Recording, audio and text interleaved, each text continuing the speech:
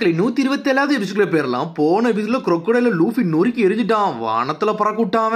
அதை பார்த்துட்டு எல்லாருமே மிரண்டாங்க, என்னடா crocodile அடிச்சிட்டானு சொல்லிட்டு. ஒரு பக்கம் மழையும் பெய்ய ஆரம்பிச்சிருச்சு, மக்கள் எல்லாரும் சண்டை நிப்பாட்டிட்டாங்க. பிரின்சஸ் விவி எங்கடா வந்தாங்கன்னு சொல்லிட்டு இவ்வளவு நாள் தொலைஞ்சு போயிருந்தாங்கன்னு நினைச்சேன்னு சொல்லிட்டு மக்கள் எல்லாம் பாத்துக்கிட்டு இருக்காங்க. அவரோட கெட்ட கனவெல்லாம் முடிஞ்சிருச்சு, இப்ப நம்ம பழையபடி வந்துட்டோம்னு சொல்லிட்டு விவி அப்படி கண் கலங்கி நின்னுக்கிட்டு இருக்கா. அப்புறம் அப்படி மழை பெஞ்சுக்கிட்டே இருக்கு, ஏகப்பட்ட மக்கள் அடிபட்டு அப்படியே சோறு உடைஞ்சு போய் உட்கார்ந்து இருக்காங்க.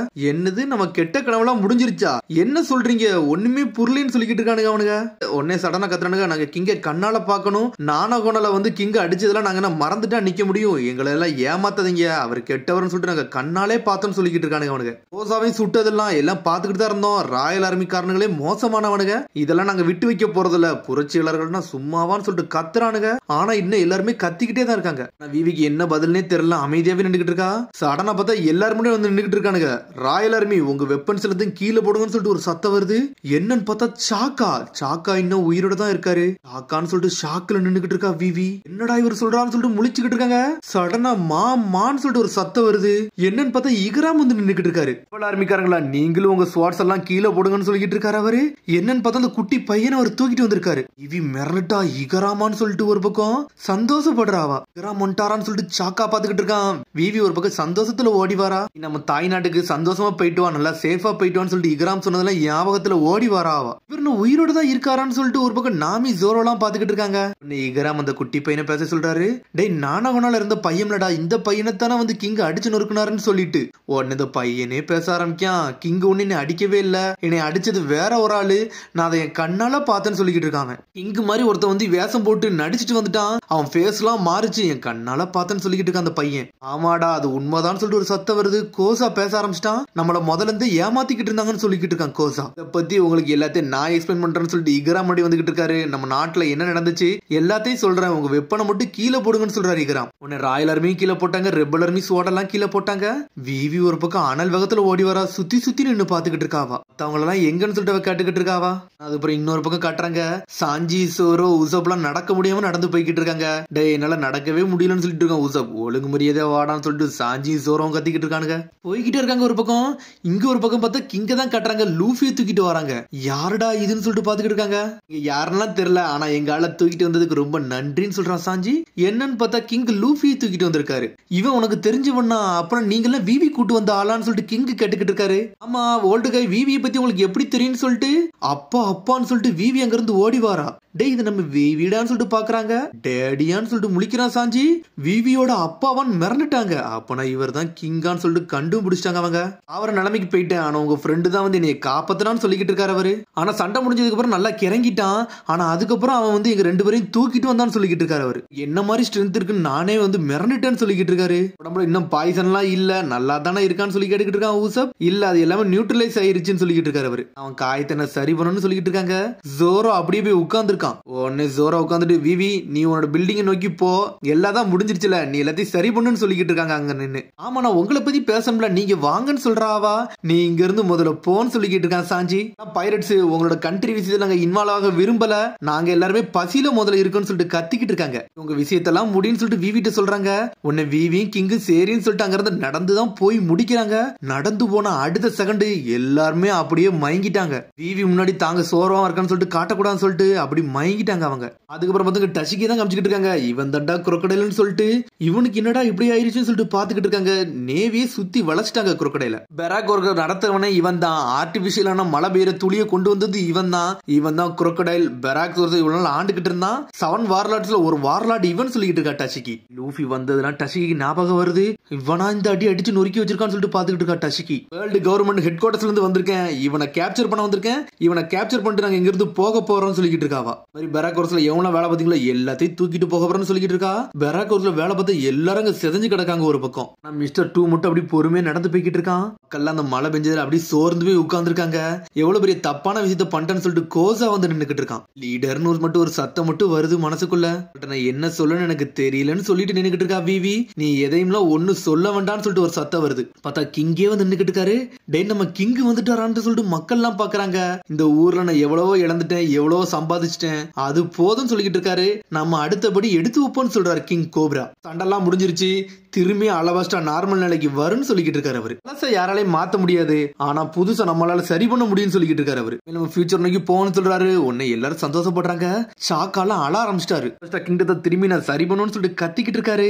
விவி கோசா ரெபல் ஆர்மியில் உள்ளவங்க எல்லாருமே சந்தோஷமா சிரிக்காங்க. அப்படியே திரும்பி முகிவர லூஃபி குருவை தான் காட்டுறாங்க. எல்லாருமே சண்டை போட்டு மயங்கி அப்படியே தூங்கிட்டாங்க அங்க. அதுக்கப்புறம் சீனை கட்டுறாங்க. ஸ்மோக்கர் ஒரு கப்பல்ல இருக்கான். டே ஸ்மோக்கர், இந்த மழை எங்க இருந்தா வருது, ஏதோ டான்ஸ் பவுடர் நீ யூஸ் பண்ணியான்னு சொல்லிட்டு ஒரு ஆள் பேசிக்கிட்டு இருக்காங்க. அந்த மாதிரி பொய்யான விஷயம் தப்பான விஷயத்தெல்லாம் பண்றாள்லாம் கிடையாதுன்னு சொல்லிட்டு இருக்கான் ஸ்மோக்கர். அந்த மாதிரி ஆள் கிடையாது சொல்லிட்டு இருக்கான். சரி என்னை மன்னிச்சிரு, நான் சொன்னது தப்பு தான் சொல்லிட்டு இன்னொரு ஆபீசர் சொல்லிக்கிட்டு இருக்கா. பார்த்தா ஒரு லேடி வந்து நின்னுக்கிட்டு இருக்கா. ஸ்மோக்கர் வந்து இந்த மாதிரி சாதுரியமா பேசுறதுலாம் நான் நினைச்சு கூட பாக்கலாம்னு சொல்லிக்கிட்டு இருக்காம. இதெல்லாம் உனக்கு தேவையில்லாத விஷயம் சொல்றான் ஸ்மோக்கர். சொல்றா, உன்னை மாதிரி ஒரு எலைட் சோல்ஜர் வந்து அடுத்த ஷிப் கண்டி வெயிட் பண்ணுவியா? இதை பார்த்தாலே நம்புற மாதிரி இல்ல, இதுல ஏதோ ஒரு பொய் இருக்க மாதிரி இருக்குன்னு சொல்லிக்கிட்டு இருக்காவா. உன்னை இதெல்லாம் பேச சொல்லவே இல்ல, நம்ம எல்லாருமே மெரைன் தானு சொல்லிட்டு கேட்டுக்கிட்டு இருக்கான் அவன். பார்த்தாலும் ஸ்மோக்கர் நீ இதை தாண்டா சொல்லுவ, ஆனா டசிக்கி விட்டு வந்தியா, அதான்டா பெரிய பிரச்சனைன்னு சொல்லிக்கிட்டு இருக்காவா. அவளால கண்டிப்பா மேனேஜ் பண்ண முடியும், அவளால நிப்பாட்டுவான்னு சொல்லிக்கிட்டு இருக்கான் ஒரு பக்கம் ஸ்மோக்கர். இந்த மாதிரி இந்த டசிக்கி வந்து குரோக்கோடைல தூக்கிட்டு வருவா, அவனையும் தூக்கிட்டு போன்னு சொல்லிக்கிட்டு இருக்கான் அவன். என்னத்தடா பேசிக்கிட்டு இருக்க, நீ என்னெல்லாம பேசுறிய, என்னத்தை தான் பேசுறேன்னு சொல்லிட்டு அவ கேட்கறா. வந்தவா கடனா காயினை சுத்திட்டு விடுறான். உன்னை ஹெட்ஸ்ன்னு சொல்றா, இது டெய்ல்ஸ், நீ தோத்துட்டேன்னு சொல்றான் அவன். இத்தனை வருஷம் மாறினால் நீ மாறவே மாட்டுக்கடா, நீ செஞ்சதான் செய்யற அப்படிதானு சொல்லிட்டு இந்த லேடி சொல்லிக்கிட்டு இருக்கா. அதுக்கப்புறம் பார்த்தா திரும்பி நேவியை தான் காட்டுறாங்க. மேஜர் நீங்க மட்டும் ஆர்டர் கொடுங்க, இவங்க எல்லாத்தையும் பிடிச்சிருன்னு சொல்லிட்டு முகிவர லூஃபி குரூ முன்னாடி நிக்கிறாங்க. ஆனா டச்சிக்கு சொல்றா, டே இது என்னோட ஆர்டர்டா, யாரையும் பிடிக்க கூடாதுன்னு சொல்றா டச்சிக்கு. ஏன் பிடிக்க கூடாதுன்னு சொல்லிட்டு கத்துறாங்க. டே உங்களோட ஒரு விரல் கூட அவங்க மேல படக்கூடாடா, இது என்னோட ஆர்டர்னு சொல்லிக்கிட்டு இருக்காங்க. எல்லாருமே இங்க தானே அடிபட்டு கிடக்குறாங்க, நம்ம புடிச்சிட்டு போவோம்னு சொல்றானுங்க அவனுங்க. அப்படி அழுதுகிட்டே ஒரு முறப்பு தான் முறைக்கா, யாரையும் தொடக்கூடாதுன்னு சொல்லிட்டாவா. அதுக்கப்புறம் அடுத்த சீனே இங்க விவியை தான் காட்டுறாங்க. லீடர் நீங்க நல்லா இருக்கீங்களான்னு சொல்லிட்டு கேட்டுக்கிட்டு இருக்காவா. அப்பா ஒண்ணு என்ன சாகல, டோட்டா வந்து ஊபால தான் இருக்காருன்னு சொல்லிக்கிட்டு இருக்காவா. நீ இன்னும் என்ன பத்தி வருத்தப்பட்டுக்கிட்டு தான் இருக்க, ஊபால இருக்க எங்க அப்பாவை பத்தி வருத்தப்பட்டுறேன்னு சொல்லிக்கிட்டு இருக்கான் கோசா. எங்க அப்பாவோட ரத்தம் தான் எனக்கு ஓடுது, நான் எல்லாத்தையும் சரி பண்ணுவேன், எல்லாத்தையும் சரியாக்கி ஊபாவையும் லெவலுக்கு கொண்டு வருவேன்னு சொல்லிக்கிட்டு இருக்காங்க. மக்கள் எல்லா பக்கமும் நிறைய ஊர்ல சண்டை நடக்குதே தெரியாது, மழை பெய்யுதுன்னு சொல்லிட்டு என்ஜாய் பண்ணிக்கிட்டு இருக்காங்க. புரட்சியாளர்கள் அவங்க சண்டையை நிப்பாட்டிட்டாங்களாம், அது தெரியுமான்னு சொல்லிட்டு ஒவ்வொரு மக்களா பேச அங்க இருக்க அலபாஸ்டா கிங்டமே என்ஜாய் பண்ண ஆரம்பிச்சிருச்சு. ஊருக்கு மழை பெய்யுது, உன்னைக்கு டோட்டோயை தான் காமிச்சுக்கிட்டு இருக்காங்க. அவருக்கு ஒரு வழியே வெற்றி கிடைச்சிருச்சு. அப்படியே உட்கார்ந்து வானத்தையே பாத்துக்கிட்டு இருக்காரு அவரு. இந்த உலகம் திரும்பி பழைய நிலைமைக்கு வரும், எல்லாம் சரியாகும்னு சொல்லிட்டு அப்படியே டோட்டோயை அப்படி வானத்தையே பாத்துக்கிட்டு இருக்காரு. டே கோசா, மழை பெய்ய ஆரம்பிச்சுட்டு பாத்துட்டியாடான்னு சொல்லிக்கிட்டு இருக்காரு அவரு. 3 வருஷம் தான்டா, எல்லாம் சரியாயிட்டுடா, அந்த மழைய பாருடான்னு சொல்லிக்கிட்டு இருக்காரு. மழை வந்து நிக்காம பெஞ்சுக்கிட்டே இருக்கு, மக்கள் எல்லாம் என்ஜாய் பண்ணிக்கிட்டே இருக்காங்க. அதுக்கப்புறம் பார்த்தா ராத்திரி ஆயிருச்சு, ஆனா நம்ம மழை பெஞ்சுக்கிட்டே இருக்கு. எல்லாரையும் தூக்கிட்டு வந்து பெட் ரெஸ்ட் எடுக்க வச்சிருக்காங்க. எல்லாரும் படுத்து தூங்கிக்கிட்டு இருக்காங்க. சண்டை போட்டு களைச்சே போயிட்டாங்க. ஆனா விவி மட்டும் உட்கார்ந்து இருக்கா. இகராம் நீ இன்னும் முழிச்சிருக்கியான்னு சொல்லிட்டு கேட்கிறாரு அவரு. ஆமா ஒன்னும் பிரச்சனை இல்லைன்னு சொல்லிக்கிட்டு இருக்கா விவி. தூங்கலையான்னு சொல்லிட்டு இகராம் கேட்கிறாரு.